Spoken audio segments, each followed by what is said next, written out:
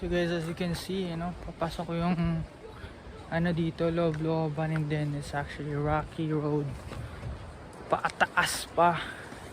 Kaya kung pupunta kayo dito, nakasapatos kayo, Kasi pag naka-chinelas lang kayo, madudulas talaga kayo guys, makapit yung yung sinusuot mo.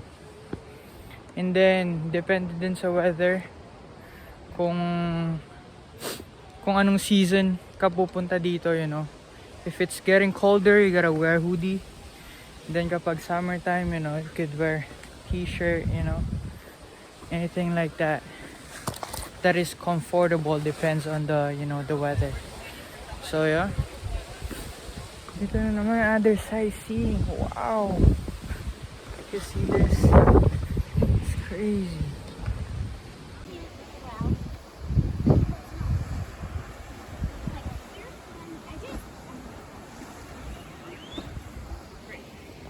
Ayan guys, angat tayo dyan. Yes sir, tingnan natin yung pinakamataas dito. Tingnan, natakabot tayo sa mga steps natin kasi kapag nagkamali ka talaga, hulog ka tumba ka talaga dito guys. So kaya mahulog ka talaga. Kaya you gotta be careful, you gotta watch out your steps,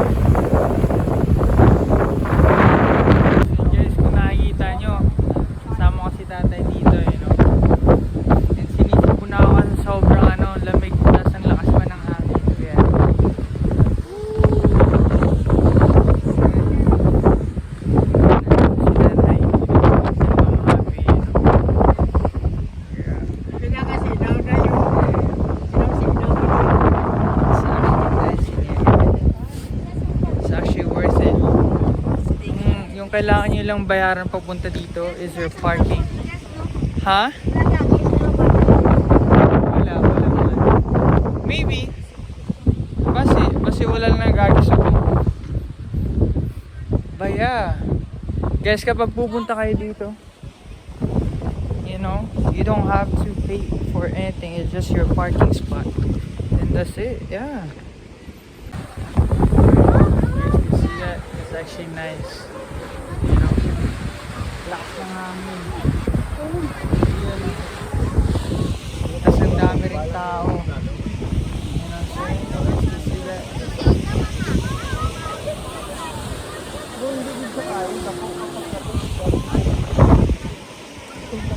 Talagang sightseeing talaga. Sightseeing talaga guys. Tingnan mo, may tao pa dun sa babo. Bumaba talaga sila dun.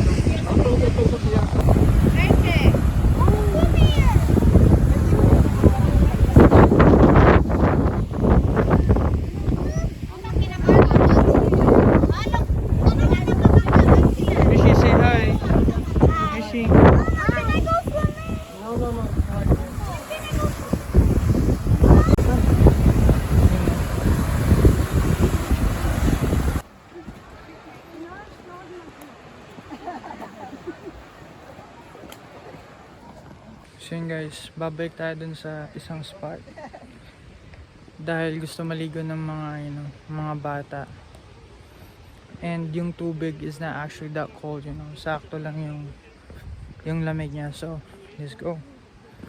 Then kain na din tayo ng breakfast dun guys kasi hindi pa tayo kumain. Let's go. Yes sir. Batuhin talaga yung ito yung literal na malubak na daan. You know what I'm saying?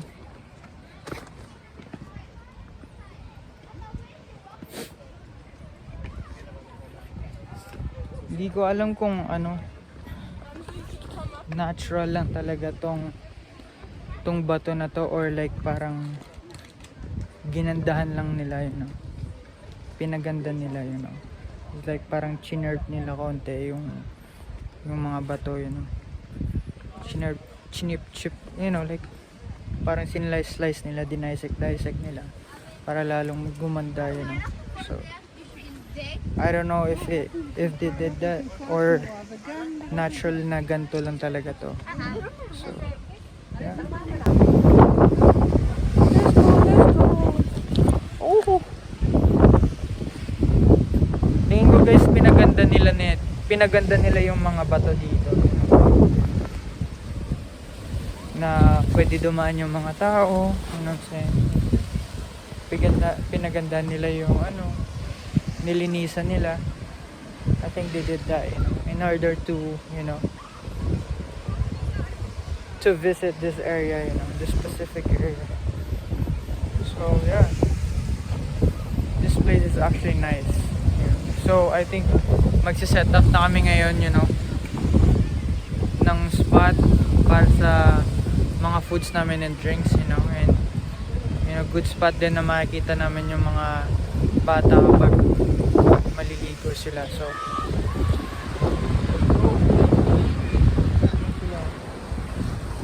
tapos kila nanay at Lola Josephine, kila Lolo Ray, nauna na sila doon, you know.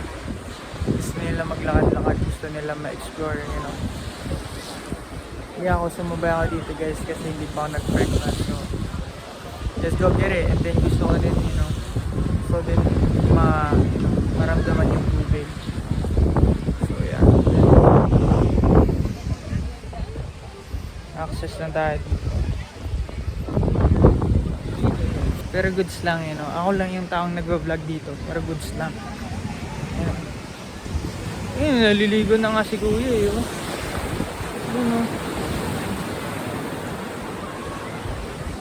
Pinipigilan niya yung alon guys, nilalabanan niya yung alon kung kaya niya. Yes sir.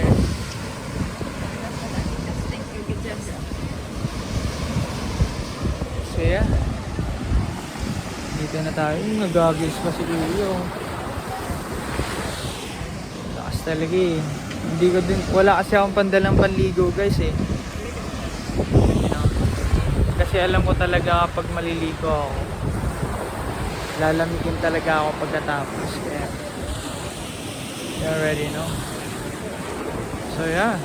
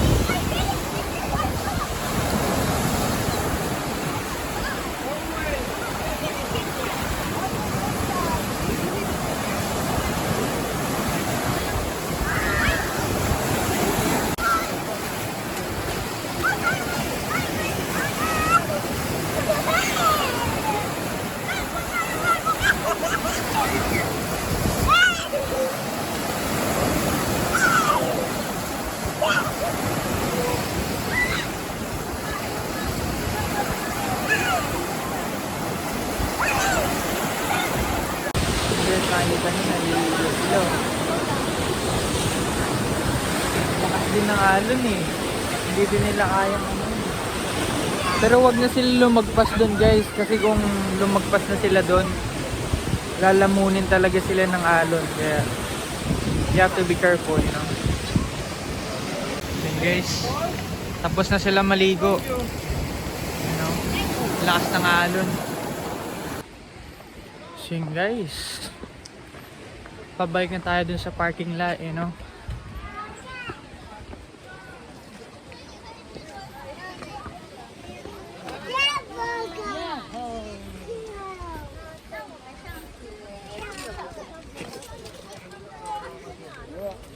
Hindi na natin naikot yung buong trail kasi wala na tayong oras.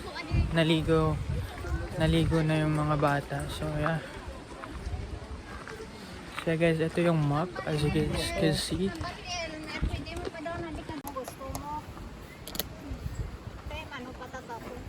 amo lang man ang gapo. Amo malang gapo na. Ang importante, nakalandang pati sabi na. Wala kang hindi man dami sa tubig ko. Yes, sir. Nakita na natin yung ano, yung main talaga. Main sightseeing spot. So dito tayo. Tapos dito ata yung lake. Tapos kila nanay at tatay ata dito na sila dumiretso. Tapos pabalik na ata sa parking lot. So yeah guys, it was actually a nice place, you know, out there, and well recommended talaga. Kung gusto niyo yung nature, you know, if you guys like nature walks, if you guys are nature lovers, and I could say na isa din ako sa mga nature, you know, nature lovers. So yes. But yeah, iba kasi guys kapag nasa nature ka eh, you know what I'm saying?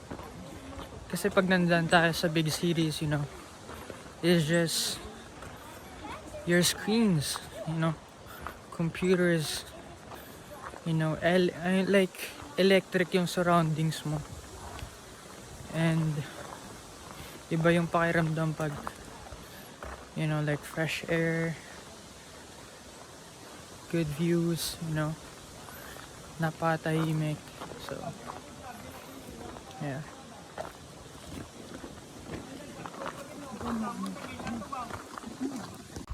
So yun guys, pabalik na tayo sa kaninang nilakaran natin. Tama si Rish, oh. Ang galing, oh. Sheesh! Rishi, how'd you do that? Wow, you're so fast! So yeah guys, siya kung napapansin nyo, wala na akong mic ngayon. Hindi ko ginagamit yung mic ko ngayon. Kasi na ano, pagtapon ng bato ni Nael, nadali yung connector ko sa phone para sa mic ko. So, nahulog sa lake. So, yeah. Bili na lang tayo ng bago guys, you know, and then, you know, extra cautious na lang tayo next time kapag may mic na tayo. Kaya, hopefully you guys hear me properly, you know. Then yan, nandito na, oh. Kita mo makulit to. Serious guys. Ang bilis. Run! Run! Ah! Ah! Rishi, how was it? How was the lake? You like the lake? What? Do you like swimming in the lake? No. No? Why? I can't play. Huh? I want to play. Oh, okay. But you like going here? Are you gonna come back here again? No. Why not? I want to play. You don't like it here? No. What? You're joking. You're joking, Rishing. So, tsaka one thing din pala guys, kapag maliligo kayo dun sa lake, you know, kinakabahan kami konti habang naliligo sila kasi ang lakas talaga ng alon. So pag nahampas na sila ng alon, bigla silang hihilain dun sa malalim. So like kapag mahina-hina yung kapit mo, pag mahina-hina yung pagtayo mo, hihilain ka talaga ng alon. Kaya ano lang, saktong malapit lang sila, you know, huwag silang lumayo. Kaya yun yung one of the things that we have to watch. Kasi delikado talaga ba. Lalo na to. Lalo na yan. Pag kinain ng alon yan, bye-bye talaga guys. Kahit sabihin mo na nandun kami, ganun, marunong kami maglangoy, sasaluin namin siya. Paano kung sobrang lakas? Tapos hihilain siya. You know, it's better na extra cautious din tayo para iwasan na natin yung kaya nating iwasan. You know what I'm saying? So yeah. Yan, kasama niya si Ate Gian niya. As you can see that, wow!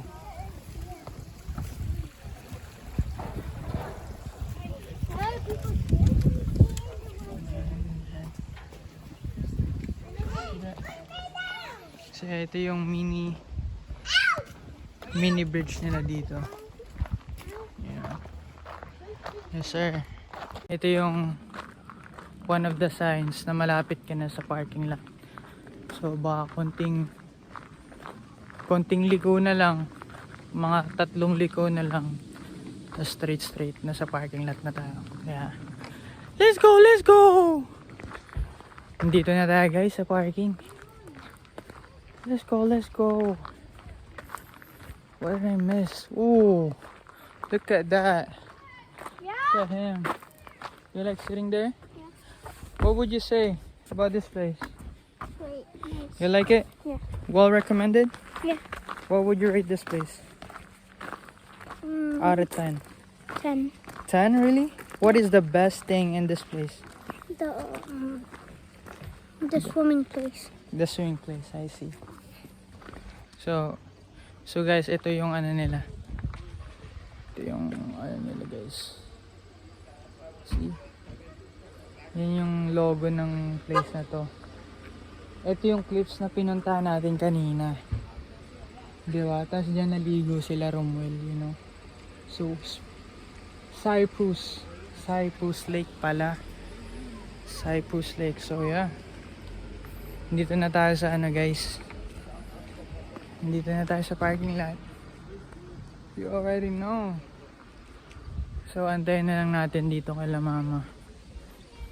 And yeah. After na ito, magli-lunch kami. So, hope you guys enjoy, you know, watching this, you know, nature vlog, you know.